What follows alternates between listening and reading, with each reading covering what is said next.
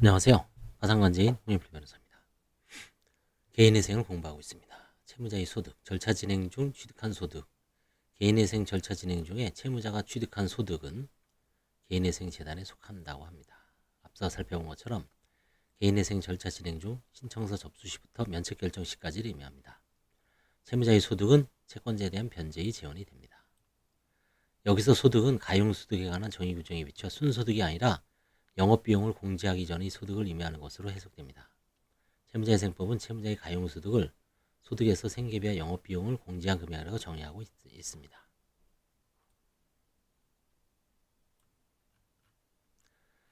채무자가 취득하는 소득은 근로소득, 연금소득, 부동산 임대소득, 사업소득, 임업소득 그 밖에 합리적으로 예상되는 모든 종류의 소득을 의미합니다.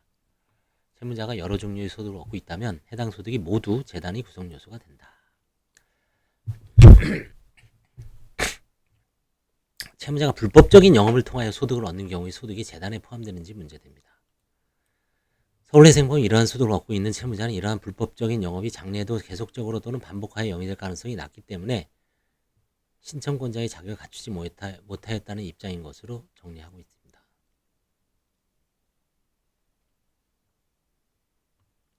신청권자의 자격 요건에서 배제하고 있으면 이러한 소득은 재단의 개념에 포함되지 않는 것으로 보입니다. 불법소득, 술집, 그쵸? 술집 종업원이나 매춘, 그쵸? 그 다음에 마약, 그쵸? 이런 유통, 아니면 무슨 범죄단체, 이런 걸 통해서 얻는 소득은 안 된다는 얘기죠. 수원지방법원은 무허가 노점, 신고하지 않은 과외소득자와 같이 불법성의 정도가 사회 일반에 해악을 끼칠 정도가 아니라고 판단되는 경우 이러한 채무자는 신청권자의 자격을 갖춘 것으로 그 소득을 재단에 포함시키고 있답니다. 이런 거는 좀 허용을 해줘야 되죠.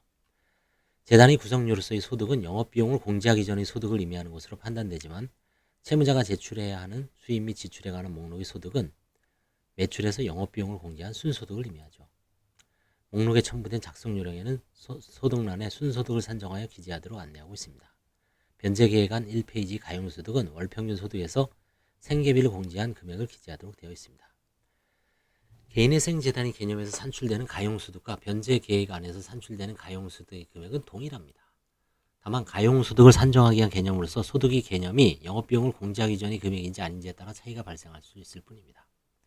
법률의 규정에서 가용소득은 소득에서 영업비용과 생계비를 공제한 금액이고 197조 4호 변제계획안에서 가용소득은 순소득에서 생계비를 공제한 금액입니다. 다만 채무자의 이해를 돕고 소득 개념의 통일성을 확보하면 회생위원이 업무 수행에 신속성이 제기될 수 있으므로 수입 및 지출에 관한 목록과 변제계획안의 소득 개념을 법률 규정에 맞춰 수정하는 것이 간명해 보인다.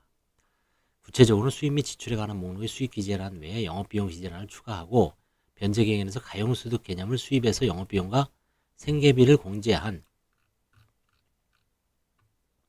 금액으로 수정하는 것이 방향을 생각할 수 있습니다. 결론은 회생위원은 채무자의 집단적 이익을 위하여 채무자의 재산과 소득의 가액을 공정하게 산정할 필요가 있다. 이때 재산과 소득의 가액이 높게 산정되는 것이 채권자의 집단적 이익에 부합되는 것은 아니다. 가액의 산정이 공정하게 이루어지지 않으면 채무자는 결국 변제 계획을 계속 수행하기 어렵게 될 수 있죠. 채무자가 변제 수행을 완료하지 못하고 개인회생 절차를 통하지 않고 채권자가 추심할 수 있는 금액이 더 작다면 이는 채권자의 집단적 이익에 부합하지 않죠. 회생위원별로 재산과 소득의 산정 방식의 편차가 크거나 같은 회생위원도 사안별로 적용의 잣대가 다르다면 회생위원의 업무 수행의 공정성을 확보할 수 없게 되죠.